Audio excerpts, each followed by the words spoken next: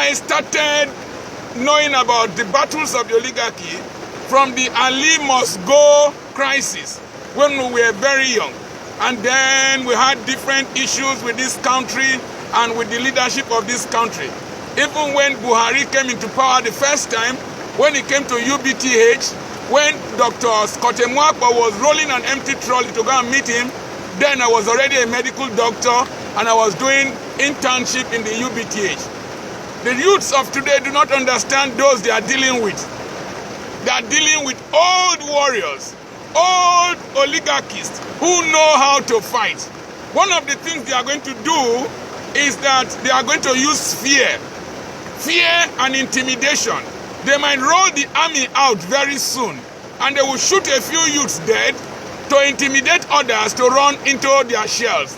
The next thing they will do is to start arresting people piecemeal by piecemeal. They will target somebody, arrest that person, target another person, arrest another person, and before you know it, fear will start creeping into the system. Then the next thing they do is assassination. Remember Kudirat? They will start eliminating people one after the other. Remember Kokori, Frank Kokori, and the rest that they arrested during the Nupen crisis, during June 12 crisis. They will start eliminating people one after the other, either by assassinating them, by imprisoning them. They will drive them out of the country. Remember Nadeko, they will run into exile. But if you don't give up, some of those oppressing people today are beneficiaries of the struggle of people like Enahoro and the rest others who did not benefit much from the struggle. And so, they will want to fight back.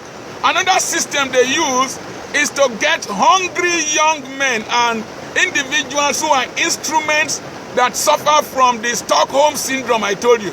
Remember Abacha's crisis? There was one young Igbo boy. I can't remember his name, I think it's Kanu, that established one group. They went to Abuja, held conferences, held rallies to support Sani Abacha. But that was a great mistake they made. When they took Ijaw boys from the Niger Delta to Abuja, and they saw the beautiful houses in Abuja that were built with their oil money, they did not know they were provoking a crisis they could not manage.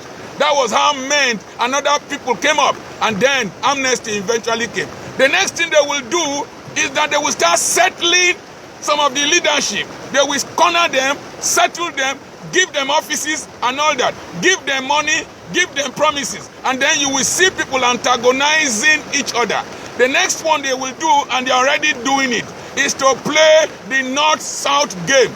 I saw some young men in the North with caps. They say they are youths. They say that they want SAS. They want SAS. I agree with you. It's a democratic setting.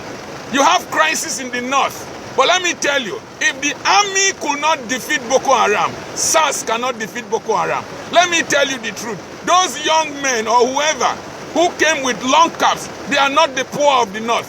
When I recorded here, they were northerners digging ridges for me. The poor of the North have no voice. They don't come on radio. They don't come on television. They can't even speak English. Let me tell you one thing. If you are in the North, they use you to fight your youths in the South. Poverty will not leave the North immediately. Poor education will not leave the North immediately. It is only the children of the rich that will benefit. Let me tell you another thing they will do. I saw some people in Sapele, people from my area, old irresponsible men saying that we want SAS, we want SAS. Maybe they don't have children who drive cars. Maybe they don't have children who have gone to universities. But the point remains, one day intimidation will come to them. If you support a tiger, if you feed a tiger, it will eventually eat you.